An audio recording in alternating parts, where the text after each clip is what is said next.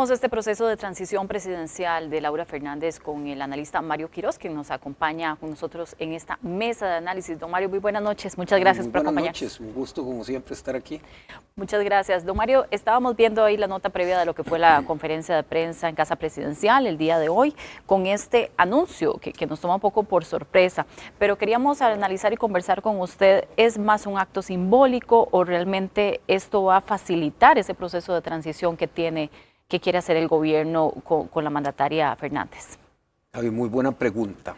Yo creo que lo primero es que tenemos que contextualizar cuál era la costumbre en esto, ¿verdad?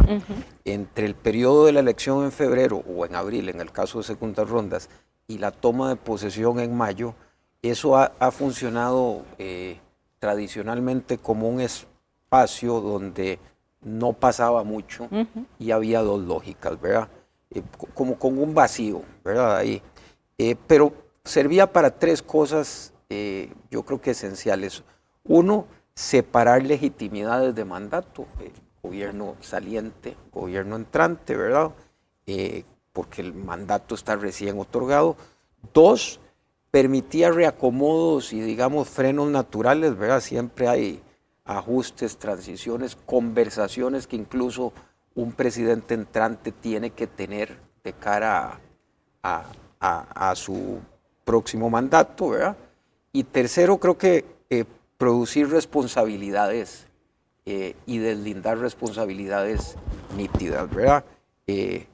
Ejemplo, si el gobierno saliente firmaba un decreto impopular en febrero, a finales de febrero, bueno, que la ciudadanía no se lo atribuyera al gobierno entrante, ¿verdad? Pero el nombramiento de hoy rompe esa lógica, ¿verdad? Y eso creo que es simbólico, pero a la vez es un poco más que simbólico, porque está transformando este periodo de transición en un periodo de coliderazgo político entre don Rodrigo y la presidenta electa, y eso es inédito, ¿verdad? Hay que entender que en la arquitectura de poder del oficialismo han existido dos figuras importantes, el presidente Chávez y doña Pilar. La campaña se planteó como una campaña de continuismo explícito y creo que de alguna manera esto, en lo simbólico y en lo real, representa el espaldarazo más grande de traspaso de, y aquí hay que hacer una salvedad, de apoyo político, no de capital electoral, porque esa etapa ya se cerró, del presidente a doña Laura. Es una apuesta que yo creo que busca, en lugar de esa digamos, bajarle la velocidad a la transición, más bien le están metiendo el acelerador a la transición, ¿verdad? No quieren enfriar, ordenar, más bien quieren acelerar, ¿verdad? Y lo que antes podía prepararse para mayo, el mensaje es lo vamos a ejecutar desde febrero. Y ahí la pregunta, don Mario, también es, ¿qué pueden acelerar, verdad? ¿Qué pueden trabajar? Ellos hablan de proyectos, pero esta figura como ministra de la presidencia, que tal vez la palabra no es poder, pero qué facultades le da a doña Laura para poder comenzar a trabajar, porque si bien es cierto, es un poco eso lo que mencionaba. Sí, hoy lo he pensado mucho, tengo cantidad de notas de verdad, y hoy la distinción que hacía era eso, por un lado, ¿qué puede hacer? Y por el otro, la duda que me queda es ¿qué quiere hacer? ¿Verdad? Del lado que puede, bueno, yo creo que convierte este arranque en un periodo de prenegociación. No quieren entrar, ¿verdad? En una asamblea de tener claro el orden de prioridades, hacer intercambios tempranos con los eventuales jefes de fracción, ver si pueden tener acuerdos de convivencia legislativa, como digo yo, ¿verdad? Y esperarán aquí identificar y mapear el poder formal dentro del Congreso. Ya Liberación Nacional anunció hoy su jefe de fracción. Habrá que esperar las otras fracciones que deciden. Mañana hay además conferencias de prensa de los otros partidos. Tendremos noticias seguramente. Así es. Yo creo que están tratando de anclar también la agenda del primer año, ver posibilidades y tratar de prevenir desde ahora que les cobren el triunfo inicial como bloqueo, ¿verdad? Y creo que quiere hacer. Y bueno, creo que ahí hay mucho de lo que usted dijo que es simbólico, ¿verdad? Yo creo que quiere controlar narrativa, mucho, y quieren transmitir hacia afuera que no es un cambio de poder, sino una continuidad de poder entre un proyecto político que no tiene partido, o sea, tiene partido formal, pero es un partido que a nivel de estructura es muy nuevo y no necesariamente por eso tiene las mismas dinámicas que pueden tener otros, por supuesto que otros partidos. Don Mario, y eso tal vez que usted menciona que ya anuncian su jefa de fracción, los otros, esto acelera, pone a las demás fracciones a trabajar, también a anunciar mañana, por ejemplo, una conferencia de prensa, o sea, algo que podríamos decir, esto va a esperar hasta mayo, está ocurriendo inmediatamente. Sí, yo creo que lo que hizo esto también es acelerar el proceso para muchos, ¿verdad? Ya el oficialismo hizo su movida, es una apuesta, como todo en política, hay que ver qué beneficios y riesgos puede depararle, pero también pone a la oposición a reaccionar. Este gobierno creo que ha sido para bien y para mal, pero ha tratado de ir 2 pasos adelante. Algunas cosas le han salido y otras no, ¿verdad? Pero siempre ha tratado de por lo menos pensar fuera de la caja, tratar de que la oposición esté reaccionando más que ellos ser los que reaccionan, y creo que esto está enmarcado dentro de esa misma forma de pensar estratégica que ha tenido el gobierno. Y esto nos lleva al otro tema, que es una de las preguntas más frecuentes que se hacen en este proceso de transición y que justamente surgieron hoy también, pero bueno, aún no hay respuestas. ¿Qué miembros del gabinete, cuáles ministros van a permanecer ahí? ¿Qué se valora en estos casos o qué debería valorarse? Porque supongo que es una reflexión que van a estar haciendo los equipos durante este tiempo para determinar si un ministro, pongámoslo así, se queda o se va. Yo recuerdo que las palabras hoy del presidente al inicio de su conferencia de prensa, y esos no fueron menores, lo que trató de mandar fue un mensaje que hablaba de continuidad y consolidación. Esas fueron las 2 palabras que utilizó el presidente. Y cuando se refirieron al gabinete, doña Laura, digamos que fue correcta en su respuesta diplomática, en el sentido que dijo que le encantaría que muchos formen parte de su gabinete, pero que va a evaluar, ¿verdad? Yo creo que es una respuesta políticamente correcta. Obviamente habrá algunos ministros con los que ella se siente más cómoda, otros que no. También como una señal política, yo creo que les sirve también para refrescar un poco el gabinete en algunos ministerios que ellos pueden percibir que ya están muy desgastados. Tal vez hay gente también que quiera trabajar con doña Laura que no estaba dispuesta a trabajar con don Rodrigo y viceversa, ¿verdad? De los actuales tal vez hay gente que pudiera estar dispuesta a trabajar con don Rodrigo y no con doña Laura. Esas son cosas normales que ella tiene que afinar. En lo sustancial creo que va a haber por lo menos en el primer año, creo que vamos a ver un buen porcentaje de ministros repitiendo. Que continúen, que se queden ahí Aparte hay que decir algo, en Costa Rica no es tan fácil conseguir gente que quiere un ministerio, ¿verdad? Y sacrificarse 4 años a cómo está la política. Entonces, si ya están ahí, creo que muchos... es parte de la apuesta que se hace sería también. bueno que sí. Otra consulta que nos lleva también, por supuesto, y que yo creo que esa será una incógnita que no vamos a lograr identificar, pero bueno, puede ser que este simbolismo de hoy nos dé algunas pistas. Si es qué protagonismo, cuál va a ser la figura que va a tener el presidente Chávez en el gobierno de doña Laura.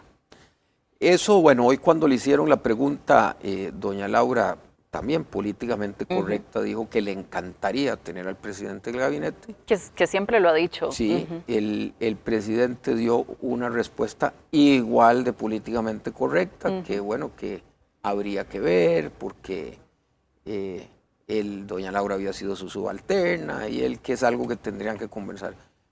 Esto es una opinión totalmente subjetiva sobre la cual no tengo más que impresiones, lo advierto así. Veo muy difícil que el presidente se quede como ministro de la presidencia. Creo que no es conveniente ni para él ni para doña Laura, ¿verdad? La sombra de una figura con tantísimo peso como el presidente, con lo bueno y lo malo que tiene ese peso, creo que le haría, se proyectaría mucho sobre doña Laura, que tiene también que construir un liderazgo propio. Al presidente lo veo más en una figura cercana a doña Laura, muy cercana a la fracción y probablemente afuera de gabinete, digamos. Interesado en temas muy específicos. He oído rumores de todo, ¿verdad? Hoy me llegó otro que realmente no será ministro de la presidencia, sino que probablemente será canciller. Entonces ya oye unas especulaciones. Hay muchísimas especulaciones, por eso le decía que probablemente sea la incógnita que vamos a mantener por más tiempo. Y eso que usted dice de incógnita, recordemos que el oficialismo han sido doña Pilar y don Rodrigo muy hábiles en jugar con las expectativas de todos nosotros. Vean, dicen una cosa, puede ser, no puede ser. Doña Pilar sí aclaró ya que ella se mantendría fuera como una asesora, como una persona allegada al equipo. Yo creo que doña Pilar ha tenido, y esto hay que reconocérselo, esté uno a favor o en contra de la labor de ella, ha sido una figura muy trabajadora, muy activa, se ha comprado todas las broncas, que ha sido de verdad una ministra de la presidencia desde la Asamblea. Y justamente vamos a ver una nota que prepararon nuestros compañeros al respecto, porque con la llegada de la bancada mayoritaria al Congreso, la diputada Pilar Cisneros, justamente que era de quien conversábamos, aseguró que entrenará a los nuevos legisladores de Pueblo Soberano. Con el gane del partido Pueblo Soberano, la agrupación política tendrá un total de 31 curules dentro de la Asamblea Legislativa. Sin embargo, solo 5 figuras tienen experiencia en este terreno. Se tratan de Nogui Acosta, quien fungió como asesor para el Partido Unidad Social Cristiana en 1994 y 2014. Gonzalo Ramírez, exdiputado del Partido Renovación Costarricense. José Miguel Villalobos, abogado del presidente y asesor legislativo de 1982 a 1989. Cindy Murillo, actual asesora al despacho del diputado Daniel Vargas. Y Ana Ruth Esquivel, quien estuvo de 2014 a 2017. Es por ello que la oficialista Pilar Cisneros se encargará de entrenar a las otras 26 diputaciones. Va a haber un entrenamiento muy fuerte para los nuevos diputados. Igual cuando nosotros entramos, ninguno de nosotros teníamos experiencia en esta fracción. Y bueno, hay una curva de aprendizaje que a veces uno paga caro, y eso es lo que queremos evitar con estos diputados. Así que claro que les vamos a dar un fuerte entrenamiento antes de entrar. Además, la legisladora aseguró que aún no define figuras clave dentro de la fracción. Hay que ver cómo se compagina cada uno, cómo se llevan entre ellos, ¿verdad? Y no sé, es difícil. A ver, yo creo que, por ejemplo, en mi caso, yo he sido una de las pocas que me he mantenido como jefe de fracción de una fracción cualquiera los 4 años. Pero bueno, hicimos buena química con los compañeros y los compañeros estuvieron de acuerdo, pero es que eso ya es una cuestión muy personal. Los diputados entrarán en funciones a partir del próximo 1 de mayo. Bueno, ahí veíamos directamente las declaraciones como una entrenadora de los nuevos diputados. ¿Y qué tan importante es, don Mario, que, como dice ella, puedan acelerar este proceso de aprendizaje? Porque la gestión legislativa no resulta sencilla. Sí, creo que hemos visto, y esto yo quiero destacarlo como algo positivo en este proceso, muchas caras nuevas, ¿verdad? En la presidencia, si uno se fija, tuvimos todas las 6 candidaturas, son una nueva generación de políticos. Y creo que en la Asamblea sí estamos viendo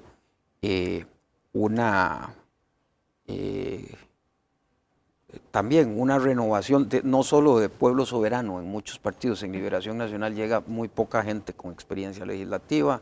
Doña Abril Gordienco es nueva, doña Claudia no ha estado.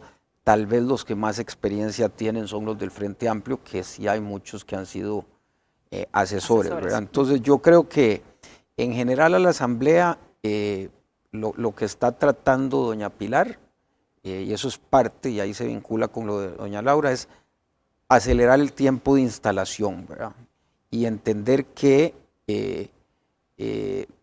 si quieren dar respuestas rápidas, porque yo creo, Gabriela, que el gobierno, el nuevo gobierno entra en un contexto de que a diferencia del actual, tiene 31 diputados. Entonces ya tiene mayoría simple. No tiene un cheque en blanco, sí, pero ya no tiene la excusa de que no tiene mayoría de diputados, ¿verdad?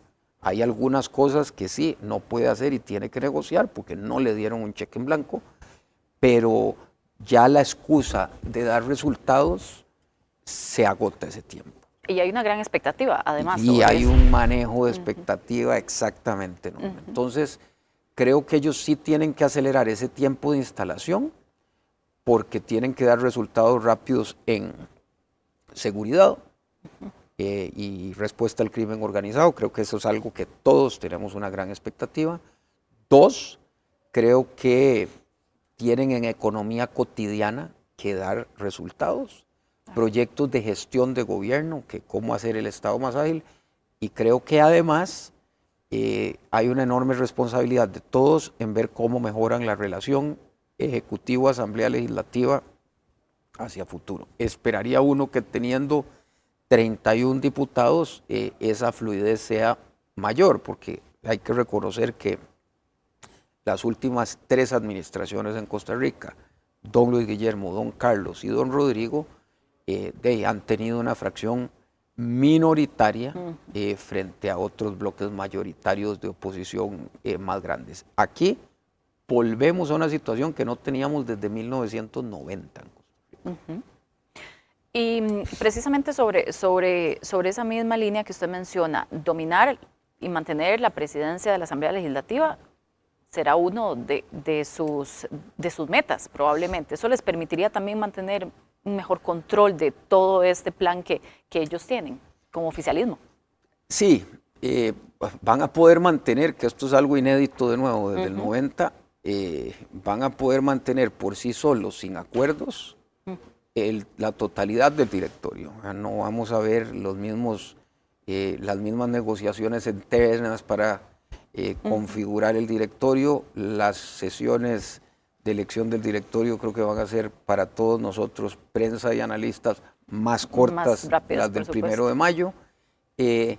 Y bueno, el reglamento yo ahí entiendo por el control del debate, las resoluciones que el presidente puede emitir y todo, pero el reglamento también, hay que decirlo con algo de dolor, el directorio del Congreso es muy administrativo, lo que maneja son nombramientos, ya la sala cuarta eso lo ha también dimensionado mucho, pero bueno, definitivamente políticamente, por el tema de algunas resoluciones, la conformación de las comisiones, de qué diputado va a cada comisión, ahí sí tienen ya un espacio en que en eso, Gaby, sí no tienen por qué negociar con otras. Y es que si vemos esta conformación, usted bien lo mencionaba, nos devuelve hacia algunos años atrás, pero estamos viendo una conformación muy similar a la que teníamos con el bipartidismo, por ejemplo. Con la diferencia de que otras fracciones, pero digamos, por la distribución, la cantidad de diputados de fracción, sí, permitiría esa dinámica tal vez más expedita para ciertas cosas, como usted lo decía. Es curioso, porque revisando información para el domingo, que venía para acá, a uno se le olvida lo de la mayoría en la Asamblea no ha sido tan usual en la Segunda República. De 19, solo 2, 3, 4, 5, esta sería la 6ª Asamblea, la 6ª de 19, en que el Ejecutivo tiene mayoría simple. Todo el resto ha tenido minoría. Claro, antes del 2002, en la época del bipartidismo, entonces uno solo tenía que negociar o con una fracción de oposición mayoritaria o con 1 o 2 diputados independientes. Esto lo que lo que sí creo que lo hace inédito. Pero sí definitivamente yo creo que para el desempeño y la agenda ordinaria del Ejecutivo, esta conformación de la Asamblea le favorece, y para reformas estructurales tiene que negociar porque no tiene 38 votos. Y aquí es un tema de mandato. Eso fue lo que las urnas y las personas y los electores decidieron. Vamos, ahora que estamos hablando precisamente de particularidades de la Asamblea Legislativa además tiene una particularidad de una amplia conformación de mujeres. Y vamos a ver precisamente una nota que preparó nuestro compañero al respecto para hablar de esta conformación, que tiene una mayoría histórica de mujeres. Esta cifra refleja un claro avance en materia de paridad de género impulsado por la legislación electoral y las políticas públicas del país en los últimos años. En total serán 17 legisladoras de Pueblo Soberano, 7 de Liberación Nacional, 4 del Frente Amplio, así como una representante de Coalición Agenda Ciudadana y la Unidad Social Cristiana. Expertos consultados por Grupo Extra afirman que estas cifras fortalecen la democracia. Lo que hoy se está logrando ha llevado casi 15 años y esto es resultado de esfuerzos de personas diputadas que estuvieron en la Asamblea Legislativa justamente aspirando a tener esa igualdad. Desde el INAMU aseguran que esta práctica debería de replicarse en otros sectores. Hacemos un llamado a todos los sectores, comunitario, ambiental, social, económico, todos, para que sigan propiciando espacios a las mujeres con el fin de que tengan una participación activa y la toma de decisiones con el fin de seguir transformando este país. La Asamblea actual cuenta con 28 congresistas, la mayoría del Partido Liberación Nacional. Bueno, ahí veíamos un poco el ejemplo, pero es histórico además esta participación femenina que ha venido incrementándose. Ya hemos tenido mujeres presidentas a cargo de la Asamblea Legislativa, pero además esta importante cantidad. Creo que tenemos nuestra segunda presidente en la historia del país, eso es histórico, y además llegamos a tener una asamblea con mayoría de mujeres. Hay que decir que la mayoría de mujeres no nos garantiza una agenda de género, ¿verdad? Pero yo creo que lo positivo es que ya por lo menos esto no sé, es una deuda histórica que tenemos. A veces a las mujeres se les trata como una minoría, ¿verdad? Cuando no lo son. Entonces yo creo que esa lógica política que hemos visto repetidamente, que es de las prácticas que tenemos que hacer, tenemos que aprovecharlo. Yo creo que esto nos puede dar una oportunidad de dar con esas dos condiciones, nuestra segunda mujer en la presidencia de la República y una mayoría de mujeres en el Congreso, creo que al final de cuentas nos puede abrir la oportunidad de legislar sobre temas que son una deuda pendiente con la mujer. Brechas salariales, cuido, hay un montón de temas ahí que han andado dando vueltas hace rato, que es hora de que le entremos, y esta conformación de la Asamblea creo que nos abre una enorme oportunidad. Puede favorecer muchísimo. Don Mario, una reflexión final de cara a este proceso de transición presidencial que se acerca, que veremos, que viene en este proceso, que pareciera que va a paso muy rápido, mucho más de lo que podríamos esperar. Gaby, la reflexión sería que dejemos atrás la lógica de campaña. Y esto va para todos, oficialismo y oposición. Ya acabamos de pasar por una campaña electoral que fue dura. Nosotros en Costa Rica venimos incrementando nuestra polarización desde el 2002, poquito a poco, y ya estamos llegando a niveles donde incluso quito a los políticos en nuestra convivencia diaria democrática, a veces eso se ha venido afectando. Claro. Y creo que es una oportunidad que dejemos atrás la campaña. La lógica tiene que ser construir, ver cómo sacamos algo mejor, entender que tanto doña Laura en el Ejecutivo como las fracciones en el Legislativo fueron electas para gobernar para todos, no solo para sus bases, y que ojalá las transformaciones que haya que hacer las podamos hacer con base en un diálogo democrático, pensando en la gente. Muchas gracias, don Mario Quiroz, analista político, por habernos acompañado en esta mesa de análisis.